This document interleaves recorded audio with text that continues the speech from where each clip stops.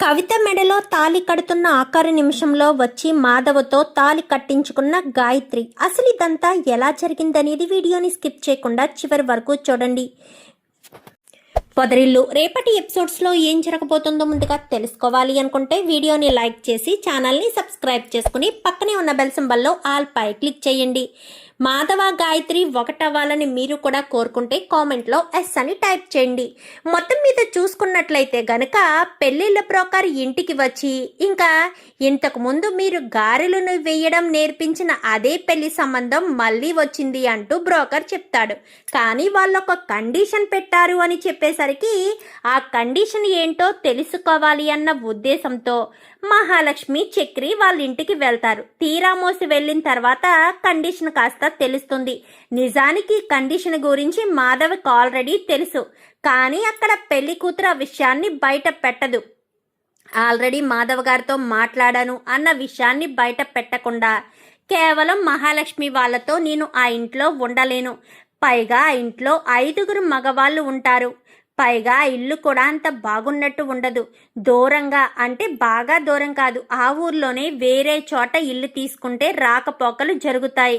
కానీ మా అమ్మాయి అల్లుడు ఒక చోట ఉండాలని, వాళ్ళిద్దరికీ మధ్య ప్రైవసీ ఉండాలి అన్న ఉద్దేశమే తప్ప మాకు వేరే ఉద్దేశం లేదు. పెళ్ళయిన తర్వాత అమ్మాయి వచ్చి అంతమందికి వండి పెట్టాలి అన్నా తనకు కష్టం అనిపిస్తుంది కదమ్మా, కొంచెం ఆలోచించండి అంటూ మాట్లాడేసరికి ఒక్కసారిగా లేచి నిలబడిపోతుంది మహాలక్ష్మి. ఈ పెళ్ళి జరగకపోవచ్చండి అనేసరికి అదేంటమ్మా మీరు పాజిటివ్ రెస్పాన్స్ ఇస్తారనే పెళ్ళిళ్ళ బ్రోకర్ చెప్పడంతోనే కదా మళ్ళీ మీటింగ్కి ఏర్పాటు చేశాము, మీరు మళ్ళీ ఎలా మాట్లాడగలుగుతున్నారు అని చెప్పాను. కానీ సరే మాకు కొంచెం సమయం ఇవ్వండి, మేము ఆలోచించుకుని చెప్తామని ఇంటికి వచ్చి ఈ విషయాన్ని కాస్త చెప్తుంది అందరికీ. చెప్పేసేసరికి కేశవ మాధవ్ గురించి ఆలోచిస్తాడు, కన్నా కూడా మాధవ్ గురించి ఆలోచిస్తాడు. కానీ చిన్నప్పటి నుంచి మాధవ ఒక తండ్రిలా కన్నాని చూసుకున్నాడు. ఒక్కరు కూడా ఒక మాట అనకుండా కన్నాని బాగా చదివిస్తూ తనకు ఏం కావాల్సి వచ్చినా కానీ ముగ్గురు కూడా చూసుకుంటూ కన్నాని ఒక చంటి పిల్లోడిని చూసుకున్నట్టుగా చూసుకున్నారు. అలాంటిది ఇప్పుడు కన్నాను కేశవను చక్రిని వదిలేసి మాధవ వెళ్ళిపోతే ఎలాగుంటుంది, మా అన్నయ్య లేకపోతే నేను ఉండగలనా అన్న భయంతో కన్నా ఏడ్చేస్తాడు. కన్నాకైతే వీళ్ళంతా ధైర్యం చెప్పి మరి ఇప్పుడు ఏం చేద్దాము, దీనికి అన్నయ్య అయితే ఒప్పుకోడు అనేసరికి అన్నయ్య సంతోషం కోసం సుఖం కోసం మనం దూరంగా ఉండక తప్పదురా, అన్నయ్య మన గురించి ఆలోచించి ఎన్ని రోజులు పెళ్లి చేసుకోకుండా ఉంటాడు, అసలే గాయత్రిని ప్రేమించి గాయత్రి లేక బాధపడుతున్నాడు. ఇప్పుడు ఈ అమ్మాయి అన్నయ్యని ఇష్టపడి మరీ వచ్చింది, అన్నయ్య ఇష్టపడి చేసుకున్నప్పుడు అన్నయ్యని అర్థం చేసుకుంటుంది కదా, ప్లీజ్ రా ఒప్పుకోరా, ఏదో రకంగా మనం అన్నయ్యని చూద్దాంరా, ఒకవేళ ఇంటికి వెళ్ళి అన్నయ్యని చూసే అవకాశం లేకపోతే పని చేసే దగ్గరికి వెళ్ళైనా అన్నయ్యతో మాట్లాడదాము సరేనా అంటూ మొత్తానికైతే కన్నాను ఒప్పించి పెళ్లి చూపులకని ఏర్పాటు చేస్తారు. ఏంటి పెళ్లి చూపులు అంటూ మాట్లాడడంతో అదే అప్పుడు కవిత అనే అమ్మాయిని మీరు చూసి గారెలు వేయడం నేర్పించారంట కదా, ఆ అమ్మాయి మిమ్మల్ని చేసుకోవడానికి ఇష్టపడుతుంది.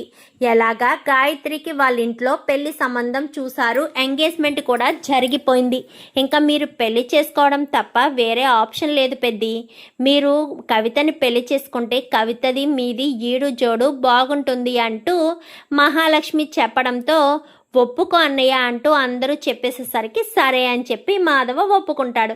మరుసటి రోజు ఉదయాన్నే ఆ కుటుంబంలో వాళ్ళంతా కూడా ఇక్కడికి వస్తారు.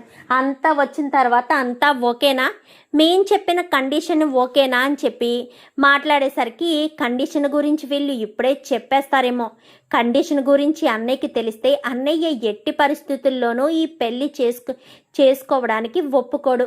మరి అలాంటి సమయంలో ఏం చేయాలి, అన్నయ్యని ఒప్పించాలంటే ఎలాగా, ఇప్పుడు వీళ్ళు కండిషన్ గురించి బయట పెట్టకుండా ఉండాలి అని ఇంకా గబగబా మహాలక్ష్మి కాస్త వంటగదిలోకి వెళ్ళి స్నాక్స్ తీసుకొచ్చి ముందు స్నాక్స్ తీసుకోండి, స్నాక్స్ తీసుకున్న తర్వాత మాట్లాడుకోవచ్చు, మాకు అన్నీ ఇష్టమే, ఎంగేజ్మెంట్కి పెళ్ళికి ముహూర్తాలు పెట్టేస్తే అన్నీ చకచక పనులు చేసేస్తాము అంటూ టాపిక్ డైవర్ట్ చేయడంతో ఓకేనమ్మా మాధవ్ గారు మీకు మా అమ్మాయిని చేసుకోవడం ఇష్టమే కదా అనగానే ఇష్టమే అని చెప్పి మాధవ్ చెప్తాడు. ఏ అమ్మా నీకు సంతోషమే కదా అనగానే చాలా సంతోషంగా ఉంది నాన్న అంటూ వీళ్ళిద్దరి మధ్య కొంచెం మాటలవి కలుస్తాయి.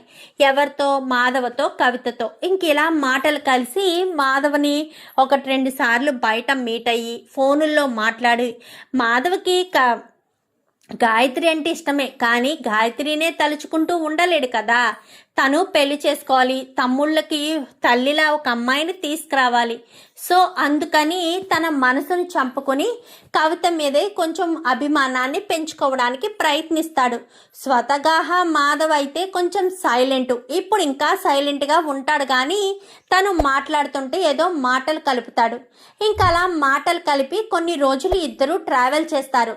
తను అడుగుదు మన ఇద్దరి జీవితం ఎలా ఉండాలనుకున్నాను అలా ఉండాలనుకున్నాను, తను చెప్పదు, ఇక్కడ చెప్పరు. ఇంకా కరెక్ట్గా ఎంగేజ్మెంట్ విషయానికి వచ్చి బాబు మీరు పెళ్ళైన వెంటనే మీ కొత్త ఇంటికి షిఫ్ట్ అయిపోవాలి అంటూ చెప్తారు.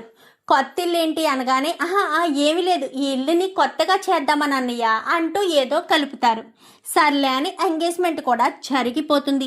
ఇంకా ఈ విషయం తెలిసిన గాయత్రి తట్టుకోలేకపోతుంది. ఎందుకంటే ఎన్ని రోజులు తను ఎంగేజ్మెంట్ చేసుకున్నా ఏ ఫీలింగ్ కలగలేదు. ఎప్పుడైతే మాధవ తనకి దూరం అయిపోతున్నాడు అన్న విషయం తెలిసిందో మాధవని వదిలి ఉండలేక మరొక వ్యక్తిని ప్రేమించలేక ఎప్పటికైనా నేను ధైర్యం చేయకపోతే నా జీవితం సర్వనాశనం అయిపోతుంది. మా అమ్మ ఏదో చేసుకుంటుందని, మా నాన్న బెదిరిస్తున్నాడని నేను బెదిరిపోతే ఇంకా నా జీవితాన్ని నేను కోల్పోయినట్టే.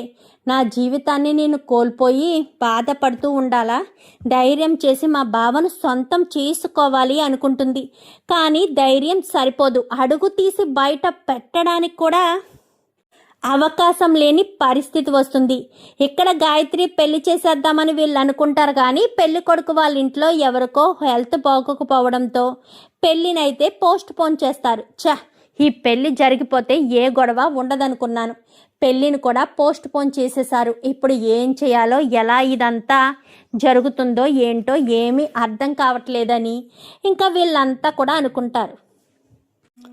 వీళ్ళు ఎవరో తాయారు వీళ్ళు మాట్లాడుకుంటారు. గాయత్రి మాత్రం భోజనం సరిగ్గా తినదు, ఎవరితోటి ఏం మాట్లాడదు, గదిలోనే ఉంటుంది.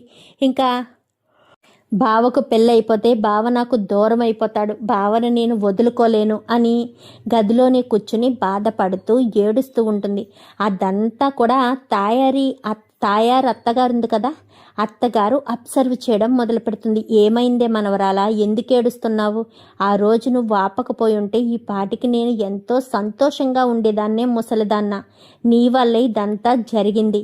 ఇప్పుడు నేను ఏడుస్తూ ఉన్నాను. ఇప్పుడు నీకు సంతోషంగా ఉందా? ఇప్పుడు నీకు ఆనందంగా ఉందా? నా జీవితాన్ని సర్వనాశనం చేసావు కదే, ఇప్పుడు నీకు బాగా సంతోషంగా ఉండుంటుంది అంటూ మాట్లాడేసరికి నేనేం చేశానే, మీ అమ్మ నాకు చెప్పిందే కదా నేను చేశాను, అంతే తప్ప నేనేమీ సొంతంగా చేయలేదు కదా అంటూ మాట్లాడేసరికి అమ్మ చెప్పిందని నా జీవితాన్ని నాశనం చేసేయే, నేను చెప్తున్నాను కదా నా ప్రాణాన్ని తీసేసే అంటూ ఇంకా కన్నీరు మున్నీరుగా ఏడుస్తూ ఉంటుంది. ఇప్పుడు మాధవ్ బావకు అక్కడ వేరే అమ్మాయితో పెళ్లి జరగబోతుంది. అది గనక జరిగితే నేను ఇక్కడ విషం తాగి చస్తాను. మాధవ బావ లేకుండా నా జీవితాన్ని మరొకటితో ఊహించుకోలేను. నా జీవితం నాశనం అవ్వకూడదనే కదా ఇంతవరకు వచ్చింది. దయచేసి నాకు సహాయం చెయ్యి అన్నట్టుగా కూర్చొని ఏడుస్తూ ఉంటుంది. ఇంకా ఆ ముసలావిడ ఆలోచనలో పడుతుంది. నా మనవరాలు ఎక్కడున్నా సంతోషంగా ఉండాలి. ఆ మాధవ చాలా మంచివాడు, ఎలాంటి చెడు అలవాట్లు లేవు. పైగా గాయత్రి అంటే తనకు చాలా ఇష్టమని ఇంకా ముసలిదైతే అనుకుంటుంది. ఇంకిక్కడ వీళ్ళకి ఎంగేజ్మెంట్ అయిపోతుంది, పెళ్లి డేట్ కూడా అంటే పెళ్లి డేట్ కూడా చెప్పేస్తారు. పలానా రోజు పెళ్ళి అనేసరికి ఇంకా అన్నీ కూడా అరేంజ్మెంట్లు చేసుకుంటూ ఉంటారు. ఇంకా పెళ్లి హడావుల్లో 3 రోజుల నుంచి కూడా వాళ్ళకి శుభలేఖలు ఇవ్వడం, వీళ్ళకి శుభలేఖలు ఇవ్వడం, ఇంకా ఇలాగే చాలా హడావిడిగా ఉంటుంది. మహాలక్ష్మి ఇంట్లో వాళ్ళంతా కూడా హడావిడిగా పెళ్ళి సెట్ అయిపోయింది, పెళ్ళికి టైం లేదు అని హడావిడిగా చేస్తూ ఉంటారు. ఇంకా మాధవ్ మొహంలో మాత్రం సంతోషం కనిపించదు. ఏదో నవ్వుతున్నట్టు అప్పుడప్పుడు మనుషులు కనిపించినప్పుడు నవ్వుతాడే తప్ప ఉత్తి సమయంలో నవ్వడు. అలాగా బాధతో ఉన్నట్టే ఉంటాడు. వదిన అన్నయ్య చూడు అంటూ కన్నా అయితే గాయత్రి మహాలక్ష్మి దగ్గరికి వచ్చి చూపిస్తాడు. ఏమైందిరా అనగానే అన్నయ్య చూడు ఎంత బాధపడుతున్నాడో, అన్నయ్యని అలా చూసి తట్టుకోలేకపోతున్నాను వదిన. గాయత్రిని అన్నయ్య మర్చిపోలేకపోతున్నాడు. కవితను పెళ్లి చేసుకున్న అన్నయ్య సంతోషంగా ఉంటాడా అన్న అనుమానం వస్తుంది అనేసరికి మనం చేయాల్సింది మనం చేశాం కదా. కొన్ని రోజులకి ఎలాగా చేసుకున్న అమ్మాయిని సంతోషంగా చూసుకోవాలని మీ అన్నయ్య ఖచ్చితంగా మారతాడు. అయినా మీ అన్నయ్య చాలా తక్కువ కదా మాట్లాడడం, అమ్మాయి కూడా తక్కువగానే మాట్లాడుతుంది. సో ఇద్దరికి బాగా సెట్ అవుతుంది. అయినా ఉదయం వెళ్ళి సాయంత్రం వస్తాడు. పగలంతమాను బయటే కదా ఉండేది, సాయంత్రం ఏదో కొంచెం మాట్లాడుకుంటారు. అలా జీవితం వెళ్ళిపోతుందిరా, అంతే, అంతకు మించి ఏముండదు. నువ్వేమీ ఆలోచించుకవన్నీ చూడు, అక్కడేం కావాలి ఇక్కడేం కావాలి అన్నీ చూసుకో. బట్టలన్నీ కూడా ఒక చోట పెట్టు జాగ్రత్తగా, ఏదేనికి కూడా హడావిడి పడకూడదు అని చెప్పి ఇంకా చెప్తారు. చెప్పిన తర్వాత అంతా కూడా బాగానే జరుగుతూ ఉంటుంది. ఇక్కడ మాత్రం గాయత్రి బాధపడుతూ ఉండడం చూసిన ముసల్ది పెళ్ళి ఎప్పుడే అనగానే రేపే నానమ్మా అని చెప్పి మాట్లాడడంతో నువ్వు మీ బావని పెళ్లి చేసుకోవాలి అనుకుంటున్నావా అంటూ చెప్పడంతో అవును అనుకుంటున్నాను, నాకు మా బావ అంటే చాలా ఇష్టం, ఆ విషయం నీకు కూడా తెలుసు, బావ లేకపోతే నేను ఉండలేను అని కూడా తెలుసు. మరి ఇప్పుడు నేను బావని వదులుకొని ఎవరిని పెళ్లి చేసుకోవాలో తెలియడం లేదు. నేను చేసుకున్న వ్యక్తిని తో సమానంగా చూడలేను, బావ స్థానంలో ఎవరిని ఊహించుకోలేను అంటూ మాట్లాడేసరికి సరే రేపు నేను ఏదొకటి చేస్తాను, నువ్వు మీ బావని పెళ్లి చేసుకోవడానికి సిద్ధంగా ఉండు అనగాని ఏం చేస్తావే ముసల్దాన్న, నాకు హార్ట్ అటాక్ వచ్చిందని నేను హాస్పిటల్కి వెళ్ళిపోతాను, మీ అమ్మ వాళ్ళు నన్ను హాస్పిటల్కి తీసుకువెళ్ళిపోతారు, నిన్ను ఇంటి దగ్గరే పెడతారు, అదే సరైన సమయం, నువ్వు వెళ్ళి మీ బావని పెళ్లి చేసుకో, పెళ్ళి జరగబోతున్న సమయంలో వెళ్ళి మీ బావతో సంతోషంగా ఉండు, అంతకు మించి నేను నీకేమీ సహాయం చేయలేనే, అర్థం చేసుకో అనగానే అలాగే బామ్మ, చాలా థ్యాంక్స్ బామ్మ అని చెప్పి ఇంకా చాలా సంతోషపడుతుంది. ఈ విషయం మహాలక్ష్మికి చెప్దామని మహాలక్ష్మికి ఫోన్ చేస్తుంది. మహాలక్ష్మి ఫోను అప్పుడు సరిగ్గా సిగ్నల్ లేక మహాలక్ష్మి ఫోన్ కలవదు. ఇంకా కలవకపోయేసరికి ఏం చేయాలి ఎవరికి చేయాలని మిగిలిన వాళ్ళకి చేసినా ఎవరి హడావుల్లో వాళ్ళు ఉంటారు కానీ చూసుకోకపోయేసరికి ఆ పైన వచ్చిన ఇంకా కాల్స్ అన్నీ కూడా ఉండేసరికి అన్నీ కూడా చూసుకుంటూ ఉంటారు. ఆ వెనక్కి వెళ్ళిపోయిన గాయత్రి కాల్ అయితే కనిపించకపోవడంతో ఇంకా గాయత్రి ఫోన్ చేసినా లిఫ్ట్ చేయట్లేదు. సర్లే రేపు పెళ్లిపేటల దగ్గరికి సరాసరి వెళ్ళి అక్కడే బావతో తాళి కట్టించుకుంటాను, బావను నా సొంతం చేసుకుంటాను, బావ నేను ఎప్పటికీ ఒక్కటే అన్నట్టుగా మాట్లాడడంతో ఓకే సరే నీ ఇష్టం, నీకు నచ్చినట్టే చేయాలి అని తన అంతరాత్మ కూడా, అంటే తను ఏం చెప్పుకోవాలనుకున్నా తన అంతరాత్మను అద్దం ముందు నిలబడి అద్దంతో మాట్లాడుతుంటుంది గాయత్రి. ఇంకా అలా మాట్లాడుకున్న తర్వాత ఏటే ఎవరితో మాట్లాడుతున్నావు, నేనెవరితో మాట్లాడుతున్నాను, నాలో నేనే మాట్లాడుకుంటున్నాను, ఏం చేస్తాను, నా జీవితం అలా తగలపెట్టావు కదా మరి అంటూ ఇంకా తన తల్లిని తిట్టడంతో అవునే నీ భవిష్యత్తు బాగుండాలనే నేను ఇదంతా చేస్తున్నాను, నువ్వు నీ భవిష్యత్తు గురించి ఆలోచించకుండా నేను ఏదో చెప్పానని నేను ఏదో అన్నానని నన్నే తప్పుగా అనుకుంటున్నావు అంటూ మాట్లాడడంతో అవును నిన్ను తప్పు అనుకోకపోతే ఏమనాలి, నువ్వే కదా నా జీవితాన్ని ఇలా నాశనం చేశావు అంటూ ఇంకా మీ ఇద్దరి మధ్య డిస్కషన్ అయితే జరుగుతుంది. సర్లే కానీ ఇంకా అక్కడి నుంచి నీతో వాదించడం తప్ప ఇంక వేరేదేమీ లేదా, నాకు చాలా నీరసంగా ఉంది, అన్నం పెట్టు అన్నం తింటానని గాయత్రి అడగడంతో ఇంకా అన్నం పెట్టేసరికి కడుపు నిండా తింటుంది. ఏంటిది ఇప్పటి వరకునేమో సరిగ్గా తినలేదు, ఇప్పుడేంటి ఇంత కడుపు నిండా తింటుంది అని అనుకుంటూ ఉండగానే సరే అని ఇంకా మరుసటి రోజు ఉదయాన్నే పెళ్ళి, మధ్యాహ్నం 12 గంటలకి పెళ్లి ముహూర్తం అని చెప్తారు. కరెక్ట్గా 10:30, 11 ఆ సమయంలో ఇంకా ముసల్ది హార్ట్ అటాక్ వచ్చిందంటూ పడిపోతుంది. పడిపోవడంతో హాస్పిటల్కి తీసుకెళ్ళండి అనేసరికి ముగ్గురు కూడా హాస్పిటల్కి బయలుదేరిపోతారు. వాళ్ళు వెళ్ళడంతో మహాలక్ష్మి వెంటనే గబగబా రెడీ అయిపోయి పెళ్లి డ్రెస్ తోటే ఇంటి దగ్గర నుంచే పెళ్లి డ్రెస్ వేసేసుకుంటుంది. ఇంకక్కడ గుళ్ళోనేమో అక్కడ అంతా కూడా హడావిడిగా పెళ్ళి ఏమో అక్కడ గుళ్ళో జరుగుతూ ఉంటుంది. ఇంకా వీళ్ళంతా కూడా రెడీ అవుతూ ఉంటారు. అందరూ గుడి దగ్గరే ఉండి రెడీ అవుతారు. కవిత వాళ్ళు కూడా వచ్చేస్తారు. కవిత వాళ్ళు కూడా వచ్చేసి పెళ్లి కూతురుగా కవిత రెడీ అయి ఉంటుంది. ఇంకా గాయత్రి కూడా పెళ్లి కూతురుగా రెడీ అయ్యి వచ్చి ఇంకా ఆ పక్కన నిలబడుతుంది. మహాలక్ష్మి అంటే అందరిలోని ముందుకెలా వచ్చేస్తుంది, రాలేదు కదా. మహాలక్ష్మితో చెప్దామను మహాలక్ష్మిని పిలుద్దామనుకునే లోపే మహాలక్ష్మి తన పిలిపికి అందకుండా వేరే చోటకి వెళ్ళిపోతుంది. కరెక్ట్గా పెళ్లి కూతుర్ని తీసుకురండి అనగానే ఇంకా గాయత్రి పెళ్లి కూతుర్ని తీసుకొచ్చి కూర్చోపెడతారు అనుకున్న సమయంలో ఈ పెళ్లి జరగడానికి వీల్లేదు, మా బావ నన్ను కాదని మరొక అమ్మాయి మెడలో తాళి కట్టడానికి నేను ఒప్పుకోను అంటూ చెప్తుంది. చెప్పేసరికి ఏ గాయత్రి ఏం చేస్తున్నావే అంటూ అందరూ కూడా అడుగుతాడు. నేను కరెక్టే చేస్తున్నాను. నేను మా ఇంట్లో వాళ్ళని ఎదిరించి బావను పెళ్లి చేసుకోవడానికి వచ్చాను. బావ లేకపోతే నేను బ్రతకలేను. బావే నా ప్రాణం. బావ కోసం నేను ఏం చేయడానికైనా వెనకాడనని అక్కడ దీపపు కుంది ఉండదు కదా, దీపపు కుందిని కాస్త తన కడుపులో పొడుచుకోవడానికి సిద్ధంగా తీసుకుని, బావా నా మెళ్ళలో తాళి కడతావా లేక ఇప్పుడే నీ కళ్ళ ముందే ప్రాణాలు తీసుకోమంటావా? ఏంటిది మాధవ్ గారు అని చెప్పనేసరికి అందరూ క్షమించాలి. వాళ్ళిద్దరూ ప్రేమించుకున్నారు, కానీ ఆ ఇంట్లో ఒప్పుకోకపోవడంతో మాధవ గారికి వేరే సంబంధం చూసాము అంటూ చెప్పేసేసరికి, అవును మా బావ అంటే నాకు చాలా ఇష్టం, మా బావని మనస్ఫూర్తిగా ప్రేమించాను. నీ పేరేంటో నాకు తెలీదు. నీకు మా బావని పెళ్లి చేసుకుంటే గొప్ప జీవితం రావచ్చు. నాకు అసలు మా బావే నా జీవితం. మా బావ కోసమే నేను ప్రాణాలు కూడా తీసుకోవాలనుకున్నాను. రేపు నాకు వేరే అబ్బాయితో పెళ్లి చేయబోతున్నారు. ఆ పెళ్లి గనక జరిగితే నేను ఖచ్చితంగా ప్రాణాలు తీసుకుంటాను. ఒక ఆడపిల్ల ప్రాణాలు కాపాడే అవకాశం నీ చేతిలో ఉంది. దయచేసి నా బాధను అర్థం చేసుకో. నీకు మా బావ కాకపోతే మరొక అబ్బాయి దొరుకుతాడు. నాకు మా బావనే నేను చిన్నప్పటి నుంచి ప్రాణం కంటే ఎక్కువగా ప్రేమిస్తూ వచ్చాను. ఇన్ని రోజులు ధైర్యం చేయలేకపోయాను.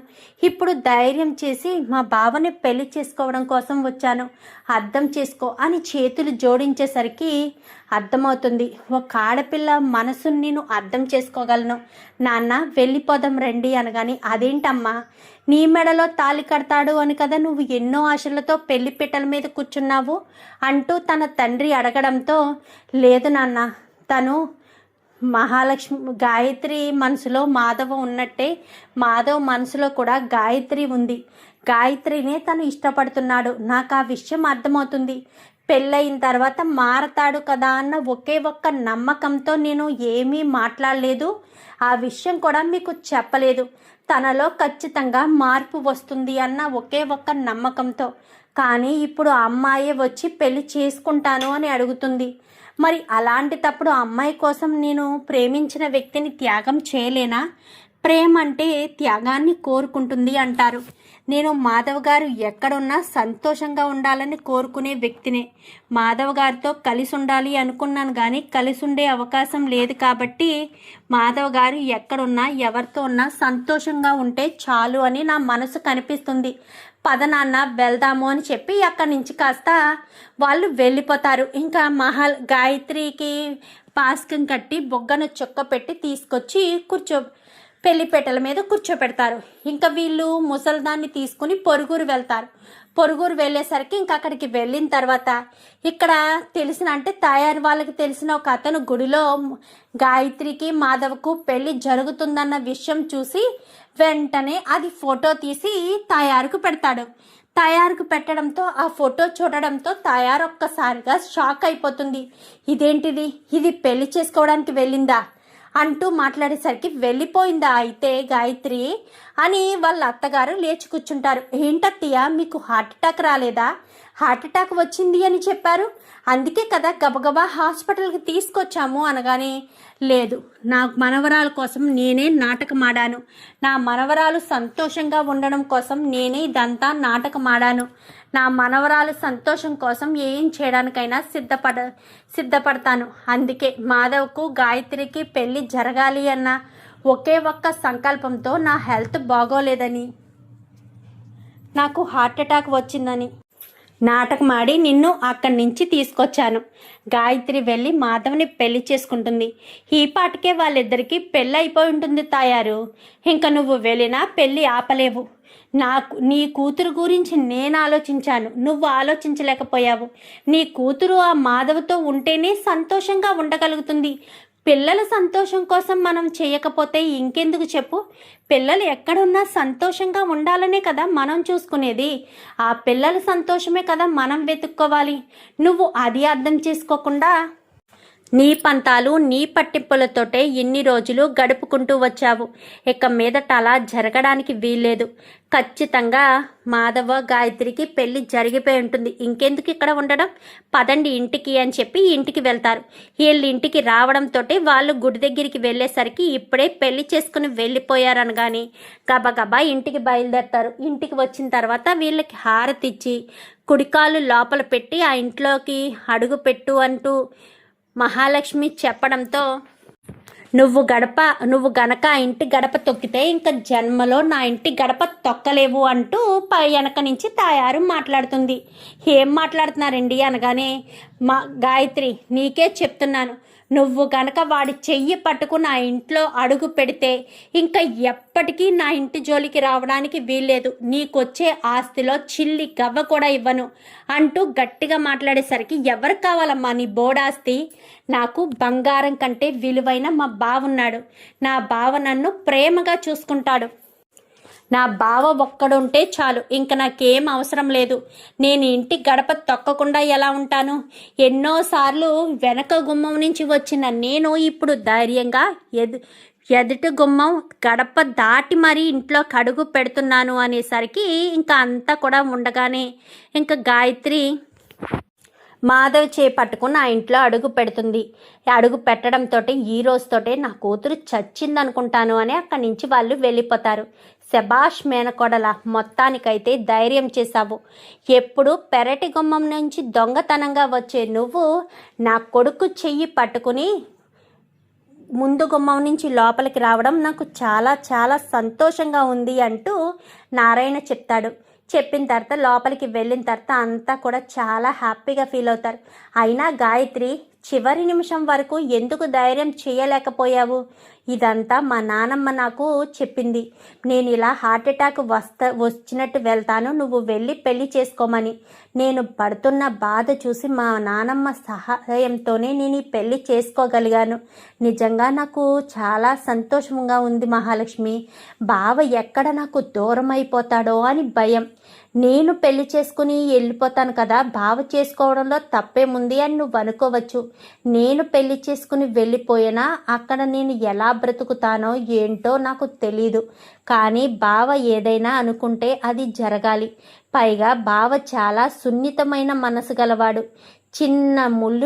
చిన్న విషయాన్ని కూడా మనసులో పెట్టుకుని బాధపడతాడు. చిన్నది ఏం తగిలినా కానీ అది మనసులో వేదన చెందుతూ ఉంటుంది బావకి. బావ నన్ను మర్చిపోలేడని, నాతో తప్ప ఎవరితోనూ సంతోషంగా ఉండలేడని నాకు బాగా తెలుసు. అందుకే ధైర్యం చేశాను. బావ కోసం ధైర్యం చేసి బావ మరొకరిని పెళ్లి చేసుకోబోతున్నాడని తెలిసి ఇంకా ఈసారి గనక నేను ధైర్యం చెయ్యకపోతే బావ నాకు శాశ్వతంగా దూరం అయిపోతాడు అన్న ఒకే ఒక్క కారణం చేత నేను ధైర్యం చేసి బావ కోసం ఇంటి నుంచి వచ్చేసాను అంటూ చెప్పేసేసరికి, మంచి పని చేశావు. ఎప్పటికైనా నువ్వు ధైర్యం తెచ్చుకొని ఇంటి నుంచి వచ్చావు, సంతోషం. లేదంటే ఇంక నువ్వు ఇంట్లోనే బందీగా ఉండేదానివి అంటూ మాట్లాడేసరికి, అవును మహాలక్ష్మి, నువ్వు చెప్పింది మాత్రం నిజం అని గాయత్రి మహాలక్ష్మి ఇద్దరు మాట్లాడుకుంటారు. చూద్దాం మరి రాబోయే ఎపిసోడ్స్లో ఇలాగే జరగాలని, వాళ్ళిద్దరికీ పెళ్లి జరగాలని మీరు కూడా కోరుకుంటే వీడియో నచ్చితే లైక్ చేసి ఛానల్ని సబ్స్క్రైబ్ చేసుకోండి. Thank you for watching.